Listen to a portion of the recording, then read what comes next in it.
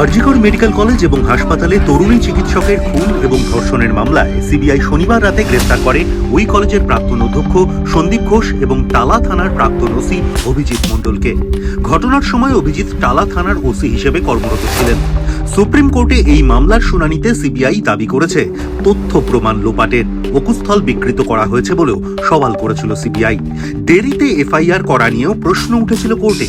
সেই সব অভিযোগের ভিত্তিতেই শনিবার সন্দীপ এবং অভিজিৎকে গ্রেফতার করা হয় বলে সূত্রের খবর। রবিবার তাদের দুজনকেই তোলা হয় শিয়ালদহ আদালতে। এ নিয়ে আরজিকর খুন ধর্ষণ কাণ্ডে ধৃতের সংখ্যা বেড়ে দাঁড়ালো ৩। আদালত ধৃত সন্দীপ এবং ওসি অভিজিৎকে ৩ দিনের সিবিআই হেফাজতের নির্দেশ দিয়েছে। ধৃত দুজনকে রবিবার সকালেই আদালতে তোলা হবে বলে সিবিআই সূত্রে খবর ছিলই।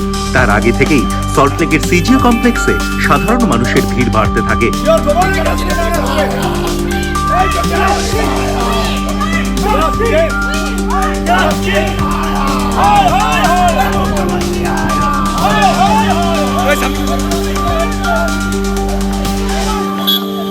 মেডিকেল পরীক্ষা করানোর জন্য সকাল 11টা নাগাদ সিজিও থেকে বার করা হয় ওসি অভিজিৎকে।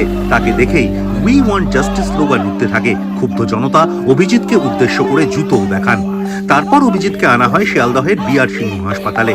সেখানে মেডিকেল পরীক্ষার পর সোজা শিয়ালদহ আদালত। অন্যদিকে বেলা 12টা নাগাদ প্রেসিডেন্সি সংশোধনাগার থেকে সন্দীপকে প্রিজন ভ্যানে তুলে আনা হয় শিয়ালদহ আদালতে।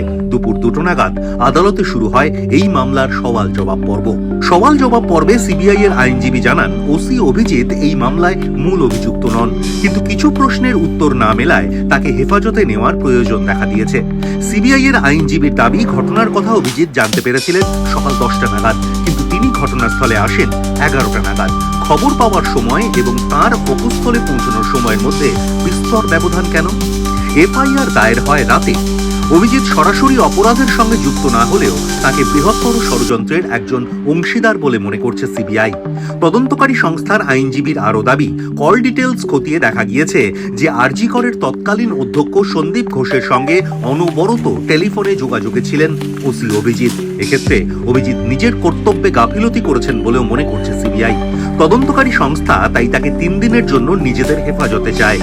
এরপর সওয়াল করতে ওঠেন ওসি অভিজিতের আইনজীবী। তাকে বলতে বাধা দেন আইনজীবীদের একাংশ।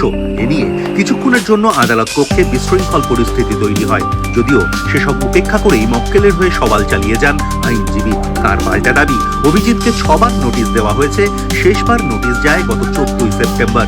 তার আইনজীবীর প্রশ্ন, তার মক্কেল অভিযুক্ত না সাক্ষী সেটাও তাকে জানানো হয়নি। প্রশ্ন তোলেন অ্যারেস্ট মেমো নিয়েও। ওসির আইনজীবী সওয়াল করেন সিবিআই নিজের ক্ষমতার অপপ্রয়োগ করেছে। কেন অভিজিৎকে গ্রেফতার করা হয়েছে তা স্পষ্ট নয়।